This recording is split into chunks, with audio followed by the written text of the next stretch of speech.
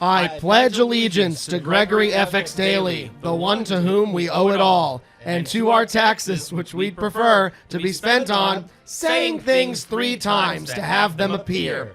We've all seen Beetlejuice, we get it. Beetlejuice, Beetlejuice, Beetlejuice. Poof, there he is. The movie doesn't go into this for some reason, but like, what kind of freaking technology is that? And who's funding it? And how do we get some of that? I mean, imagine the implications. The green line, the green line, the green line. A well-funded school system, a well-funded school system, a well-funded school system. A woman, a woman, a woman. Oh, well, guess we're going to have to stick to the regular way of doing things. Protesting, protesting, protesting. Voting, voting, voting. Pleading to Gregory FX Daly, Gregory FX Daly, Gregory FX Daly. Maybe one day we'll have everything we want. We might just have to ask more than 3 times. And hell, at this point, if we could get a streetcar or healthcare or affordable housing, I wouldn't even be upset if a demon shows up with it. I mean, we already have to settle for Palantir. 1% to the god of yellow envelopes ignored by all. What's up, guys? Oh, what are we talking about today? Yeah, normal stuff. It's a normal, straightforward show. We're gonna have some trains. I forget what's on the dock. Hey, Greg. Yeah. What's on the dock? Noah's Ark in St. Charles. Yeah, all the things. That part. Hi, I'm Gregory FX Daly, Collector of Revenue for the city of St. Louis, and I'm father to these 3 beautiful boys, and this is Overarching. Yeah!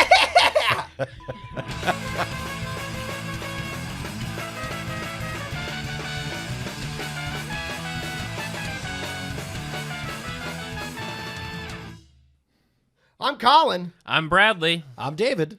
And I'm Gregory FX Daly. And this is Overarching, a show about St. Louis, by St. Louis, our fair city, St. Loogie McGoogie, and our collector of revenue, Gregory FX Daly. He's here! We did it. The show is over. We made it. The show will no longer exist. we got him out of the box. Yeah. Who needs fake Greg when we got real Greg? Oh, so, Greg, can you go sit on this desk real quick? We should have, we would have blown the props budget, but got a gigantic life-size Funko Pop box and put him in Great. it. Put you in it? Put him in a Funko Pop box? Yeah. Maybe next time he's on the show, we'll get a gigantic Funko Pop box. Yeah. I bet 99% of the people in this town, hopefully not, don't know what you look like. They think he's Here's Greg. They think he's a yellow envelope. Do you like it that way? It's all the way live. You know, I'm truly honored to have the representation I have here on this podcast. I mean, it's interesting. Whenever I go to a meeting, I'm doing fish fries right now. Yeah. Every Friday, just That's a in good case. Doing fish fries, and it happens at least 3 times during the course of my rounds. Is they're looking at me and they're saying, I write a check to you, don't I? And I'm like, yeah, you do. And I thought you were just some guy that I would never meet. And the conversation just kind of goes from there. It's interesting. I do have a question. Why do we write our checks directly to you? I think it's a very good idea, to be honest with you, but no, there is a reason, and all right, I'll give you the whole scenario. So years ago, 100 years ago, we have 114 counties in the state of Missouri. So the only way to determine where the money would go and to what county it would go to was to name the collector of revenue. Oh. Okay. And it never changed. Huh. The law has never changed. And so consequently, if you're in a position like myself as the collector of revenue, it's instant name ID. Sure. Yeah. That's a really good point. And as a politician, sometimes that's what it takes. And it's something that I'm amazed by it all, that people, you know, they come up to me all the time and they say, well, I'm just going to write the collector of revenue. Okay, we'll take anything. Whatever you're sending, we'll take it. Yeah. How many, maybe a good question is, how many collector of revenues has this town had? Well, I can't tell you what the answer is, but probably since the 50s, there's been 3. A gentleman by the name of Jack Travers. Then there was a gentleman by the name of Ron Leggett, who you guys might have wrote a check to. And then I've been there for 20 years. Oh, wow. Leggett was there for 30 years. Wow. And Jack Travers, I think, was there for 20 also. So it's been a long, there just hasn't been a whole lot of collector of revenues. Not a lot of turnover. Pardon me? Not a lot of turnover. Not a lot of turnover. Not a lot of turnover. Yeah, who despises the collector of revenue? Well, do you ever run opposed? I have, yeah. The first time I ran, I had some opposition, but I haven't had any opposition in a while. Why Which is a good thing. Which Yeah, is a good 100%. thing. No one would dare run against Yeah. Gregory FX Daly. So speaking of the name recognition alone, people want to know, what does FX stand for? It's a mystery. Just keep it that way. And I tried, it is something that, another question that happens to me wherever I go, somebody inevitably says, what's FX stand for? Right, the people I mean, want to know, it's just Greg. a natural thing. It's that Irish Catholic thing, Francis Xavier. I knew it. That's exactly right. I was going to guess it was like effects, like special effects. I thought it was, hold on, I wrote this down. Gregory I SFX said it Daly. was X Factor, but backwards. Oh. FX instead of XF, X Factor. Gregory X Factor Daily, There you but go. backwards. Maybe you should change it. Yeah. I'm not sure the No, Catholics would be happy. But Francis Xavier is incredible. Don't change it. I mean, sure, yeah. You got to get the Catholic vote. It's Might Louis. be one of the better things, one of the better political decisions that I made when first time I filed I was the license collector before I was the collector of revenue. So naturally you go over to the election board and they say, well, what do you want? What do you want on the ballot? How do you want it to look? And I was like starstruck and I said, well, Gregory FX Daly. And they just kind of looked at me and I said, yeah, that's what I want. And I tell you what, it took about a month and all of a sudden you'll get a call, a cat call or somebody calling me from across the street. Hey, FX. And it's worked out extremely well. You get catcalled? Every once in a while. Yeah, look at this guy. He's wearing white shoes right now. This guy's class. Yeah, This yeah. guy is class. Noted. All right. Well, I have never seen you dressed down. You are always dressed to the nines, Greg. Well, thank you. You look your best at all times. I appreciate that. I Thank you. aspire to have your kind of wardrobe. this is where all those checks are going. That's where the checks are going. Yeah. You can find him at Plaza Frontenac daily. That's the county. You got Wow, that's a good point. Yeah. Good point. Yeah, You can find him at your bespoke menswear everywhere you look. Well, I was going to say East and West, but they shut down. Darn. Yeah, 'cause I don't think we have Like menswear. Do we have a good men's There's the wear shop Serpent place in the Grove. There's menswear in the Grove. Yeah. In the Melroy's Oh yeah. shop. Oh yeah. I don't know. I wear hoodies. Yes, you do. Yeah. You have one thing. I have a uniform. Well, one of the main reasons we wanted to talk to you now, Oh, like yeah, what's yeah. what's taken us so long to get Greg on the show? Well, we wanted to build anticipation because we just can't have our dad on the show like from the get-go. We got to build towards something. Well, we have to prove ourselves Yeah, it's true. worthy. We have to prove ourselves to our dad. We have to earn Yeah. the love. We have to earn our love before he actually gives it back. For our dad to be proud of us. But after that intro and him calling us beautiful, I think I can die happy now. Okay, 1% earnings tax is up for vote every 5 years.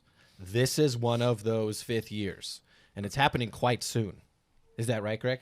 Tuesday, April 7th. Okay. That's soon. So, how much of the city of St. Louis's budget comes from the 1% earnings tax, Greg? So I'm going to say this a couple of times. Tuesday, April 7th. The budget for the city of St. Louis depends on the earnings tax. Generates about $210 million a year. that goes directly to general revenue. When I say general revenue, that means those touchy-feely things that we all see. Parks, streets, police, firemen, things that we all utilize at all times. It's about 37% of the general revenue budget. So it is a huge portion of what we do here in the city of St. Louis. Wow. So Tuesday, April the 7th, becomes an important factor for everybody because, quite frankly, if we don't pass the earnings tax, you can turn the lights off, shut the door. We've got serious issues. Is this year like different than other years? What's going on this year that's so much different than other years? We have to put it back into effect. It comes up every 5 years. Yeah. But like, what could possibly be draining the city more from their this year than 5 years ago or 5 years before that? What could possibly be different this year about what is the city spending more money on than we typically do? Well, your point's well taken, but the fact of the matter is it's the same thing, except it's up for re-election. Well, I was trying to get you to talk about the state. The state has certainly made their presence here in the last year, and it's going to be interesting to see how this all kind of shakes out. Now, so this is a pretty dire warning on your part. Turn the lights off. Yeah, that is. It doesn't happen. Greg's trying to get your ass to show up at the polls is what he's trying to do. Tuesday, April the 7th. I love your commitment so much. But I couldn't agree more. Absolutely. No, I mean, 37% of the city budget is a big deal. Yeah. So what were we doing before the 1%? Or I guess how long has the 1% tax been in effect? Good question, Bradley. Since 1959. Wow. And we voted on it every 5 years? No. Okay. No. What's transpired here, it's been up for election before the general public for 3 times. So 15 years ago, the state legislature passed a bill in Jefferson City requiring the citizens of the city of St. Louis to vote on the earnings tax every 5 years. So the previous 3 times, the voters of the city have voted 72, 78, and 81% in favor of the earnings tax. So in today's world, I don't care how you look at it, that's a landslide. Yeah. We're expecting the same situation on Tuesday, April the 7th. But this is a very interesting election because Greg has informed us, and this is something I didn't know until we chatted a few weeks ago, that this is the only initiative on the ballot. Oh, wow. So, like, this is the only This is thing it. getting people to the polls. And Greg is right. Elections cost a lot of money to put them on for just one initiative on the ballot. But this is a $210 million initiative per year. Well, and it's the stuff we're talking about with it's kind of, funny that it's ironic that like the whole reason that we have to like spool up this election just for this one initiative is because some folks in Jefferson City wanted to meddle in our affairs. And since when did they care what we voted for? Yeah, when did they? Yeah, exactly right. Exactly right. Got opinions on that, Greg? I don't think Greg wants to dip his toe. I won't make him answer that. Hey, how about those Cardinals? Yeah! How about the opening day on Thursday, baby? You going to be at opening day? Yes. All right. Yes. I'll see you there. Yes. Good. It's going to be hot. It is. Why? Who said that was going to be okay? It's March. There's a lot of questions I get from people that are mostly about you in bobblehead form on this show. It's a Funko Pop, David. Okay, yeah, Funko Pop. The head Sorry. doesn't bobble. The head doesn't It's move. a bobblehead. It's not a It's bobblehead. not a bobblehead. I don't. David, are you getting OLD? Yeah. What does that stand for? Obscure. Old. Okay. What? Okay. City collector of revenue. in layman's terms, are they more like a CFO, a city manager? What's something similar in the corporate world that most people would understand that they can kind of relate to? What is your role like that most people would maybe Probably be able to comprehend? a finance director, something in those terms. So the Office of the Collector of Revenue generates about $900 million a year. And we have a couple of different departments. We collect water bills, trash bills, personal property, your cars, real estate bills, and then that 1%, which is coming up Tuesday, April the 7th. You've had media training. Can you walk us through what happens? Like if the 1% fails in a vote? I can give you my best guess. Yeah. So this Scare the people, Greg. It's probably going to take a couple of years to get this thing into full effect. I mean, because it's moving in the direction right now. But what we're seeing right now is that the police budget is pretty much overwhelming the city at this stage of the game. And if you're going to extract $210 million away from the budget, boy, that's going to take, it is really going to take some creativity to make sure that everything is taken care of. And I just don't see that as a possibility. I mean, there's going to have to be cuts. There's going to have to be some serious changes as to how government works.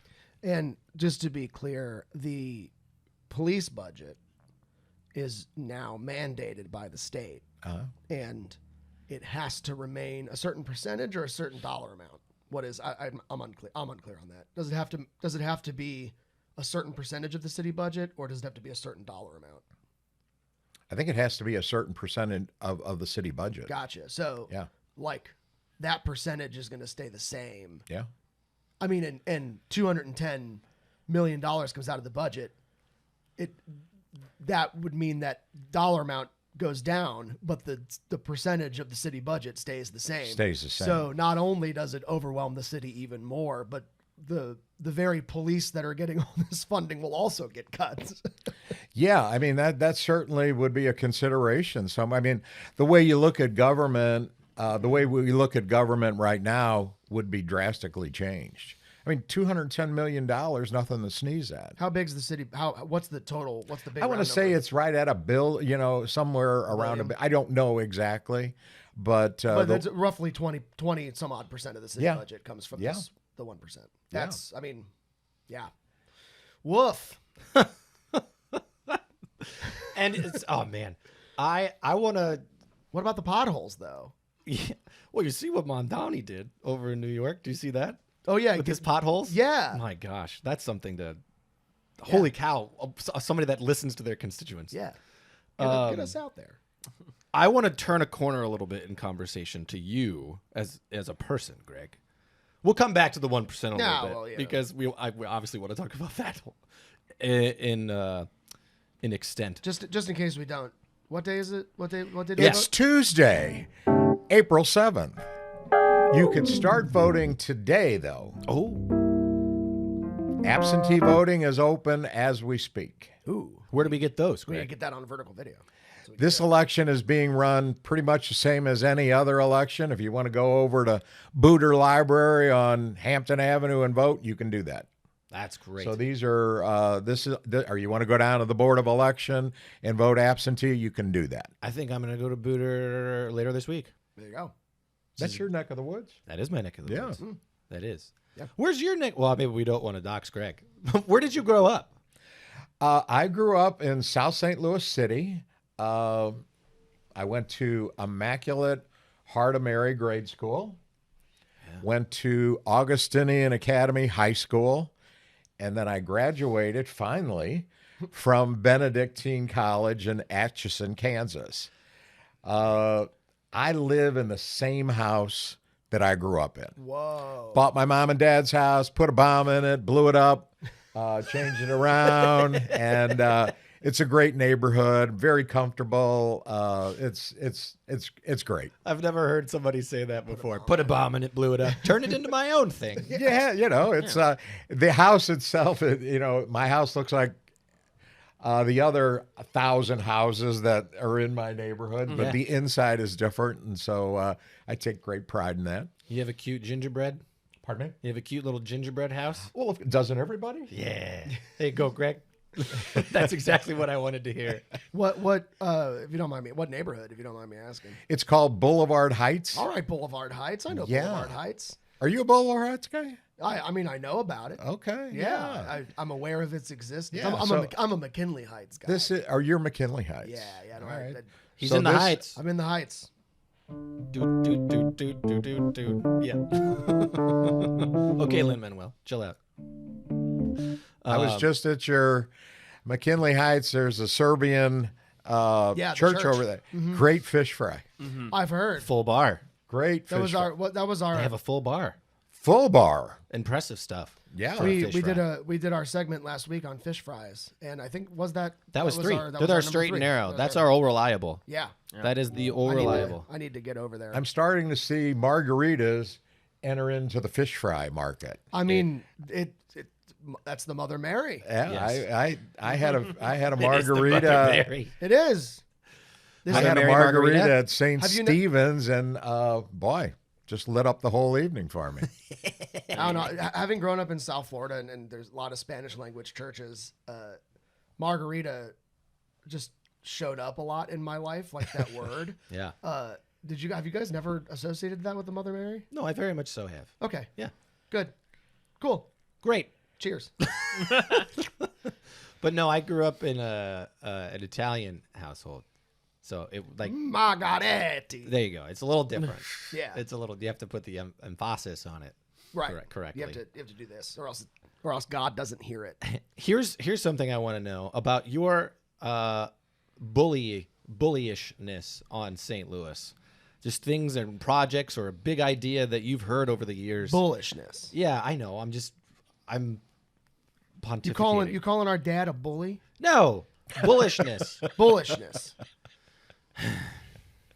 He could be a bully if he wants to. What is something like a big project, big idea over the years that you've heard that I wish this would have taken place, or something you're extremely excited about, a big project here in St. Louis? Oh boy! The Green Line? Cool. Thank you, Greg. This was overarching. No, just kidding. Some things that one of the things that we're involved in the office is, and this is kind of one of these things that we find it's a necessity.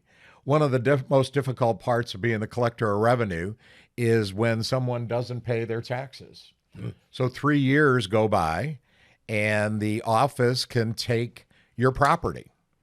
It's a difficult position, and what we've established is a program called RETAF. It's called Real Estate Tax Assistance Fund.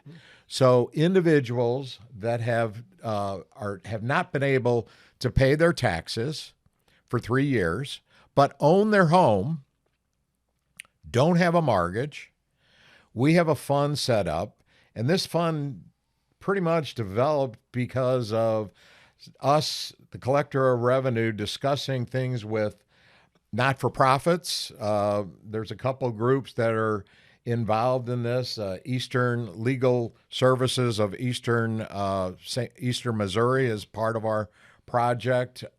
Park Central is part of our project. So this fund has been set up so that these individuals, that if they have this problem, they can tap in to this fund, stay in their house, keep their house. And we all know that a vacant house or a vacant piece of property on a street can really be the start of things that are not good for the neighborhood. So this is something that I'm extremely proud of because of the cooperation between not-for-profits and the collector of revenue that we've been able to establish. And it might not sound like a whole lot, but we've been able to keep 350 people in their homes throughout the city, both south and north, and it's worked out very well. And again, the key here is, and there is an educational proponent behind this, that these individuals, it's a one-time deal. So it's not a giveaway or anything else like that. City gets their money. City gets their money in, as far as taxes. But these people, some people fall on hard times. That's hard out there. And some people fall on hard times, and so consequently, they can't pay their taxes. They get stuck. And instead of throwing them out of a house that they've been in for 20, 25 years and stopping that generational wealth that we'd like to continue on in this city, this particular program has worked out extremely well. I was going to say, the thing that the tornado really exposed that people don't talk about, especially about the north side, is that there are so many people that have had homes in their family for years and years and years that don't pay a mortgage and can't afford home insurance. Insurance, yeah. So I'm sure programs like this really do help out. They do. They do. A lot of people who have inherited a house, and that's the only thing they have generational wealth wise. And that 350 homes is nothing to scoff at, Greg. That is complimentary. Like, you deserve a lot of praise for. Thank you. It for really RETAF. has served the community well. And like I say, this is citywide. We're down in the Patch, which is down in my neighborhood, and then we go all the way up to Baden. Yeah. And it just depends on on the individual and things. So it has been the combination of private funds as well as some ARPA funds. And we're trying to, right now, with the cooperation of a couple of the alders, Shamim Hubbard, as well as Alicia Saunier, they are impressed by what we're doing, and they have been involved with this from the get-go. This might be part of the budget as the city moves forward. Oh wow! Yeah. That'd be amazing. 'Cause, It would be. I'm assuming right now, we run it's a very different nonprofit, but like running a nonprofit in this particular climate is pretty difficult. I'm assuming that do you guys like rely on any sort of grant funding or anything like that? We don't at this. Like I say, we've got ARPA funds, and then we do private Gotcha. private funding. And How long is that ARPA funding going to last? we've got a little bit left. But it's quickly coming to an end. Mm-hmm. But we were fortunate, and we've been very fortunate through the previous administration, as well as this administration, to continue with those funds. Gotcha. You're federal or city? Federal. Okay, yes. Yeah. Yeah. I want to know more. I want to know a little bit more about Greg.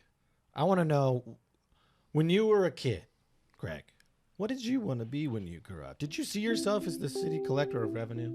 Were you just sitting in at communion at St. Stephen's? I don't know if that's exactly where your parish was. Immaculate Heart of Mary. Immaculate Heart of Mary. Yeah. Were you just sitting there in communion class, dreaming of being collector of revenue, or Jesus' right-hand man? One of those two. Jesus is collector of revenue. Yeah. Also known as the Catholic Church. Give to Caesar what's due to Caesar. There you read go. that. You read that from Jesus, and you were like, "Hot damn! There it is."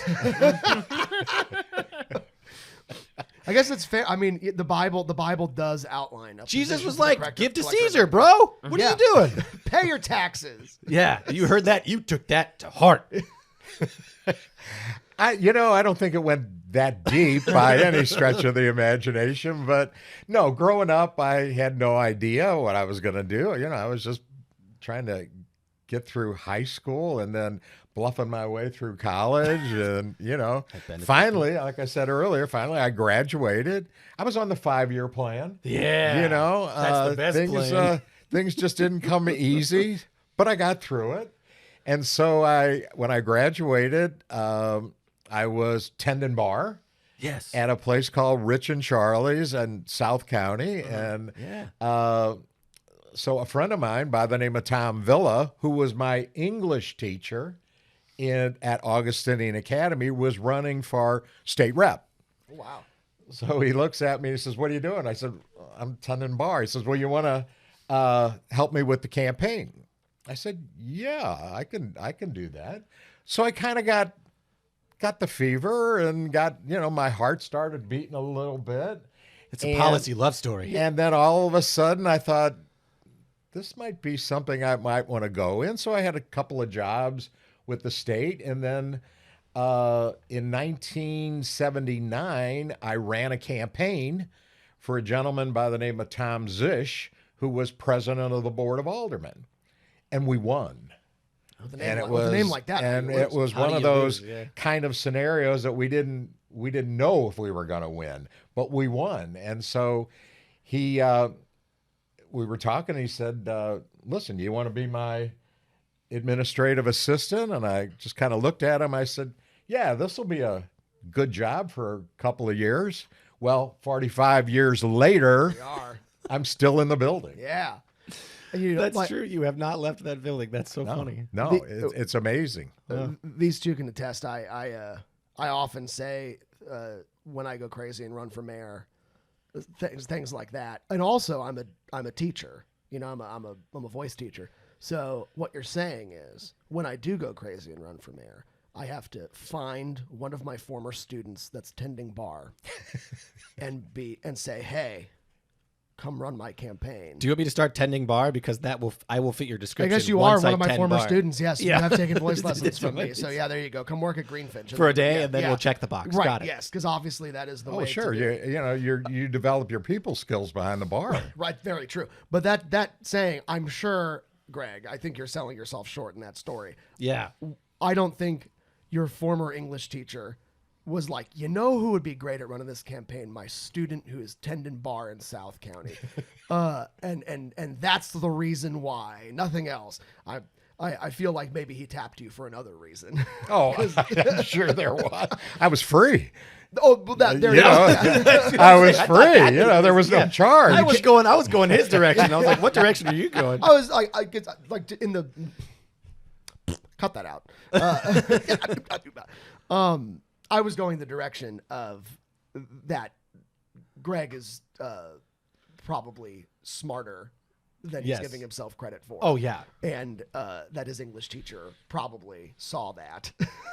Let's hope. and Let's wasn't. And hope. wasn't. Well, I mean, he was teaching me Shakespeare, and I think I fell asleep a couple of times in his class. You know how that is.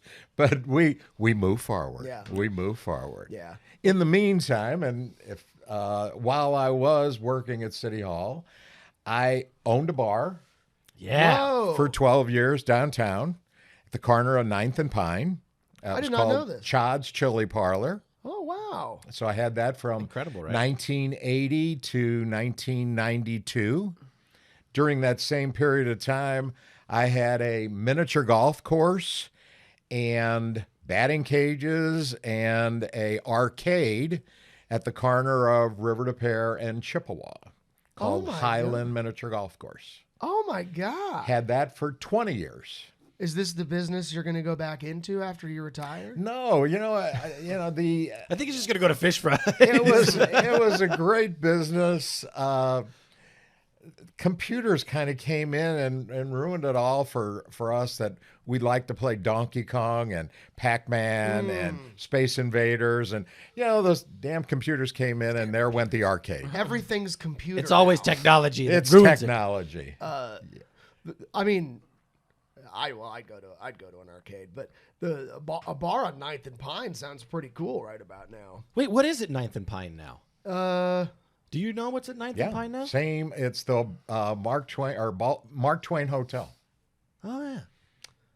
It's right across the street from where the towers are. Yeah. From AT&T. Yeah. Oh yeah. And it was at 1980. Because that tower was built probably during your ownership, Oh, right? yeah. That was a huge part of Yeah, why we 909 stayed in the bar business for 12 years. Yeah, 909 Chestnut was being built right then. Wow. Clutch for you, Craig. Yeah, no, it was. I just it was had that realization. And as I know you guys are involved in a liquor establishment. We had a bar that we opened at 6 a.m. Whoa. Oh my God. and then we closed at. You are Irish 6 at Catholic. night. And it was just Monday through Friday. Wow. Yeah, and you were there when the The Metro is coming through Yes. too. That's awesome. Yes. Yeah, the 8th and Pine stop. Pharaoh's Donuts is right there. Pharaoh's. Yeah. Thank you. That is the. That's what I was thinking. Is it that corner where Pharaoh's Donuts is now, or one of the other corners?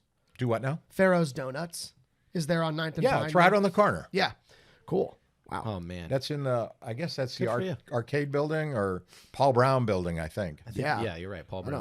I don't know the names of those buildings other than the AT&T. That's so cool. But back at that stage of the game, downtown was popping. Right. It was. And, it was, and thank God we've graduated. But in 1980, in that period, it was okay to drink during the day. Yeah. I thank God we've moved on. But, it was. What a time. It was people were drinking during the day. Yeah. I mean, Jack Patrick still. Yeah.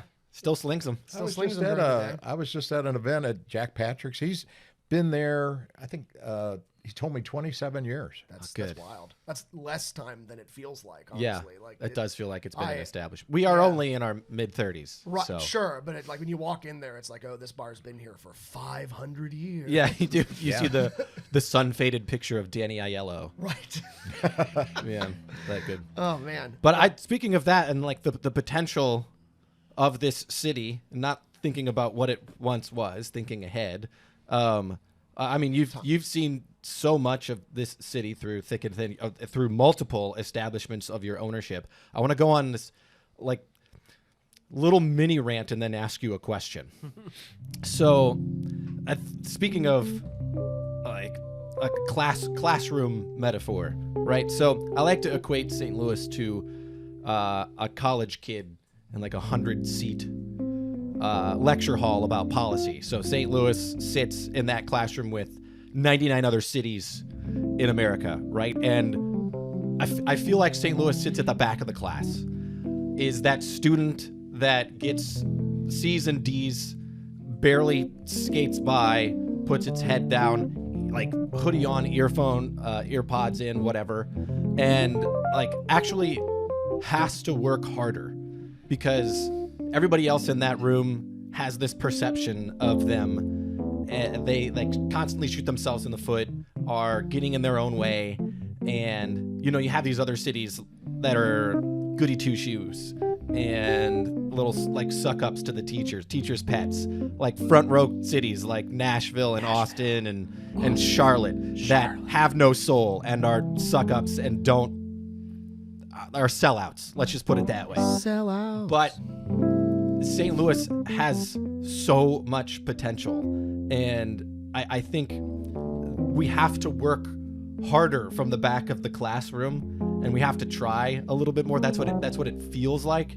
So we don't want to do the small things because the small things add up and they just look so hard. And because we're so much further away from those small things, we can't see the actual Like what they're all going to add up to. what like the consequences of small good actions like have, right? So I guess maybe my question for you, Greg, is what is actually going to make a difference in this city? What are small things that St. Louis can do to be the darling of America once again? It's interesting. We're our own worst enemies. As a city, we have a tendency to just dwell on the negative instead of the positive. It wouldn't hurt us to suck up. I mean, this is one of the issues I think that we have as a people here in the city. We have got some things we should be extremely proud of, and we need to sell them. And yet we find ourselves talking about things that are negative, and consequently, that's the image that we sell a lot of times. It is. And that's not going anywhere. Nobody's, that is something that we and I think I'm talking to all city folks here, that's our responsibility. If we don't start with just basic conversation, this is never going to go anywhere. And so consequently, and again, to your point of sucking up, yeah, there's nothing wrong with sucking up. That's part of anything that happens, is that you've got to put yourself in a position to succeed. And if you don't, obviously things are not going to go your way. And so I don't know. We got to start right here. We got to start right here and being a little bit more positive about some of the things that are going on. As the city's new PR director, I was reading a thing and she was talking about like St. Louis. It's not even that St. Louis has a negative image nationwide. It's that it just doesn't have one at all. Yeah. And it's like they got me thinking about like DTF St. Louis and stuff, and like how it's just kind of bland, uses the name of the city just in name only. And it kind of, as mad as we are about that, it could have been worse. Yes, you're not wrong. on a national level, like DTF St. Louis is, and it's a show everybody's talking about, like absolutely could have been worse as far as an image is concerned. They could have totally smeared our city. But one of the things, I was talking with a client of mine through just an inspection walkthrough, and we had a conversation for half an hour about Greater St. Louis and Explore St. Louis coming together to do some PR work for the city and campaign for tourism. And whatnot, and like what should our focus actually be? And I don't think they can probably find a great solution between the two of them. I think there's better solutions than the conversations that they're having, but the one that we had, I think, is quite brilliant. And tell me if you agree. He said we need to lean into the fact in the way that we market ourselves that maybe we are a little dangerous, maybe we are a little rough. Maybe we are like a little, like lean into the chip on the shoulder thing. Philly does it. Yeah. Lean into the fact that we're not you. Yeah. Congrats. Congrats. You came to St. Louis and it's definitely not what you imagined, but yeah. So what? We're us. Like what lean into that so much more. Every tourist who comes here, every single Reddit post of a person that comes to St. Louis is like, I had no idea your city was so incredible. I didn't know that was here. You get one once a week on the St. Louis subreddit. I had no idea your city was so clean and immaculate. And oh my gosh, Forest Park is the coolest park I've ever seen in my life. And everybody in town is like, yeah, we know. And then we're like, say that more out loud. Yeah, like, there's your new city slogan. St. Louis. You have no idea. Yeah, you don't even know. Yeah, St. Louis, you don't even know. You don't even know. Like, lean into that more. Like play into the fact that you don't know, dude. You don't know. But it can't all just be a PR thing. I mean, I would love to know if you on the record, off the record, whatever. I would love to know where you stand on like city-county merger and like what that would, or maybe speculate on what that sort of thing would do for the region. It certainly deserves a conversation. I was reading something, I think yesterday, the gentleman who's in charge of the library here in the city of St. Louis, I can't think of his name off the top of my head. Anyway, there are places to start, and I think that one of the biggest issues after it's all said and done, I'm not sure if a whole lot of county people want to be part of the city. That is, everybody says, well, the city doesn't want to be part of the county. That's not necessarily true. Well, it's more like, nobody wants to pay taxes either, but like, nobody wants to pay taxes. The county people who don't want to be part of the city is fine. But I feel like, the revenue that our region generates is siloed into, 88, 91, however you count them, different municipalities, this one included. And that's crazy. It is, yeah. I mean, the city of St. Louis is the biggest of those municipalities and separate from the county, but there are no other successful examples of a city that is separate from its county that isn't just starved and choked by... Disagree. Carson City, Nevada is thriving. and gambling is legal. Yeah, no. Yeah, I mean, well, we have Carson City, we have here, and we have Baltimore. Yeah. And Baltimore is a great, analog for St. Louis, Yeah. where it's like There's basically sister cities. the city. in The that. city is the heart of culture, and the city is where everybody wants to spend their time, and nobody outside the city wants to fund anything that happens in there. We haven't had, and this is going back to the, right at the beginning of 2000, and so there's been attempts to do this. Oh yeah. I think we need to walk before we run. We need to pick some things that we can be successful at. And, like maybe the health department, maybe police, maybe firemen, something that we can win at, because this has got to go out to the public, and something the public will buy into. So instead of trying to change government and changing everything, I think looking at the big picture, let's win a few battles before we take on the big episode here of changing government as a whole. If we can just win a couple of things, gain the confidence of our voters, then I think that resonates with maybe changing government the way we know it right now. But what's happened in the past is some of the people that have been behind these issues have wanted to change government. They wanted to get rid of this. They wanted to get rid of that. That's all something that we can look at. But again, confidence is important in our voters.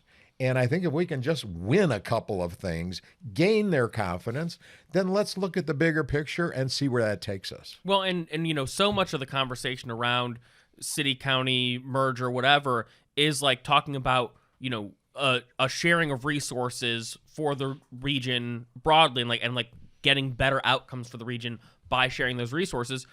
We've already done that with a lot of things, like the MSD, established across the region by state. It's like we've already proven that we have the capability to work together as a region on a unified project that benefits the region. It's a little more complex because of the, geopolitics of it all. But yeah, we don't have to change the entire structure of government to get good results. And I think that's the thing too. Like, I think in this moment, I'm just thinking like we blame a lot of problems in St. Louis on the Great Divorce, and like deservedly so. But also, like, just because that's the cause of it doesn't mean that we have to we sit around and say like, well, we got these problems because of this thing, so we can't do anything about it. What are we going to do now while we're still alive? Well, to your point, Bradley, I mean, this is there has been some success, and by state, MSD. So there are things that the community has come together on, and I think we just need to start slow, get some things together, get some agreement, and then get some confidence. And let's try to hold hands and do it together, because there is room to make this work. And I think so. Nail on the head here about start small and let it sink in to citizens, let it sink into St. Louis residents before pulling some big triggers.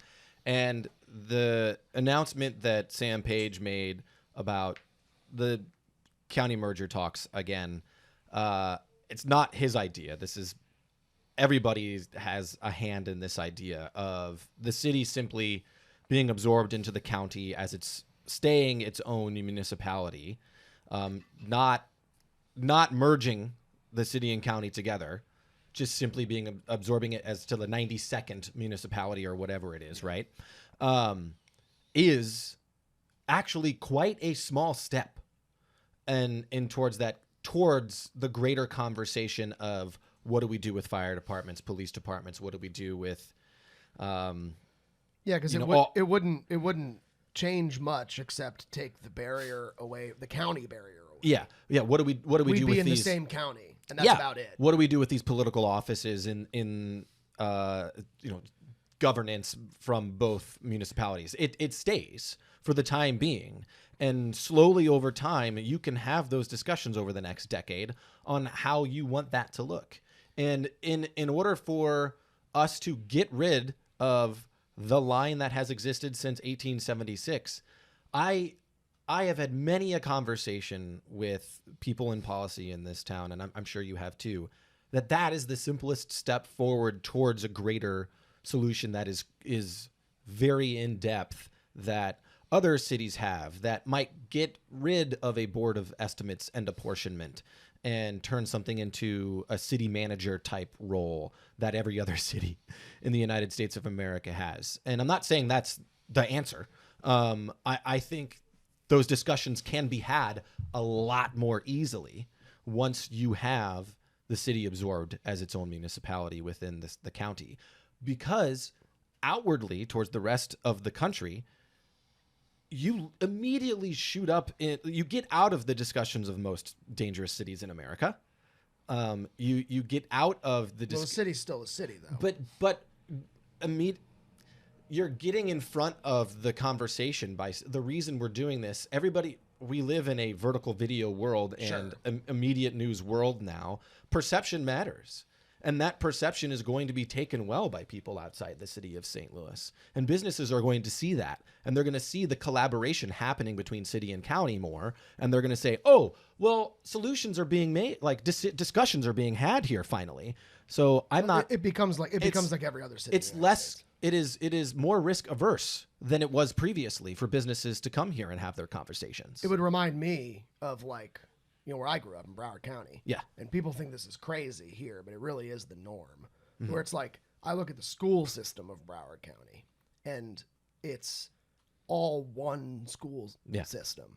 And there's the police are Broward County Sheriff's Office, and then some cities have their own police department also.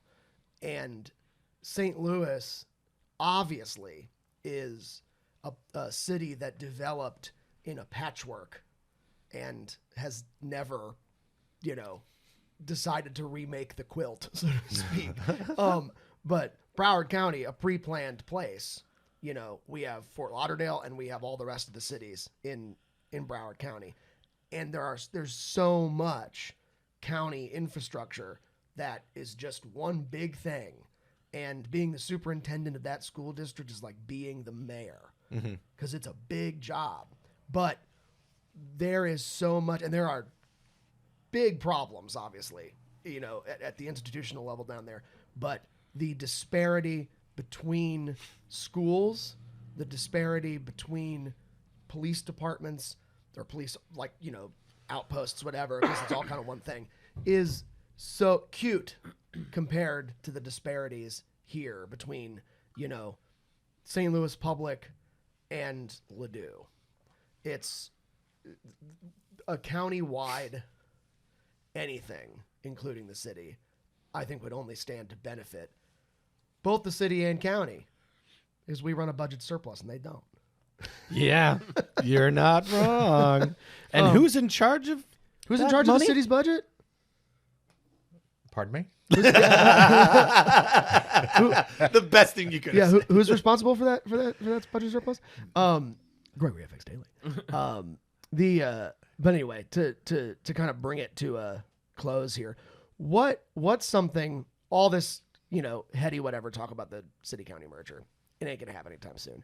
What's something the city / we can do in the next 5-10 years to make radical change, to make something happen that we want to happen in this city, be it, an infrastructure project, be it bringing downtown back, whatever it is. What are your big dreams for the next 10 years, having the reins of the city and what the city can do by itself to make things happen? Yeah, I think we got to make ourselves look a little bit more attractive to other people, or other cities, other people. I think we're on the right track with doing some things downtown. Downtown is definitely, it's the hub of the region. And I think when you take a walk downtown, or you take a walk or a ride downtown, and you're seeing some of these buildings, I just saw in the news that the parking garage where Charlie Gito's is at, it's the Railway Exchange. I mean, that stuff has has to go. I mean, Amen. it just has to go. And we've got the it's the Marriott that's down on the riverfront, and they have torn that down. There's going to be a lot of pushback from people, preservationists and things like this, that believe in all buildings should stay, but we have to clean up some of the things that are just they're just unsightly. All those historic parking garages downtown. I mean, how historic can a parking garage be? You're dang right, Greg. I mean, there's a point I think in time. there are 2 historic parking garages, and they're in Chicago. The Marina Towers, the Corn Cob. That's and not even those wrong. have housing above. The Wilco Towers. Yeah. That have Corn housing Cob above buildings, it. yeah. I mean, this is concrete. Yeah. And all of a sudden we're going to find some value in a garage that's falling apart that looks terrible. Come on.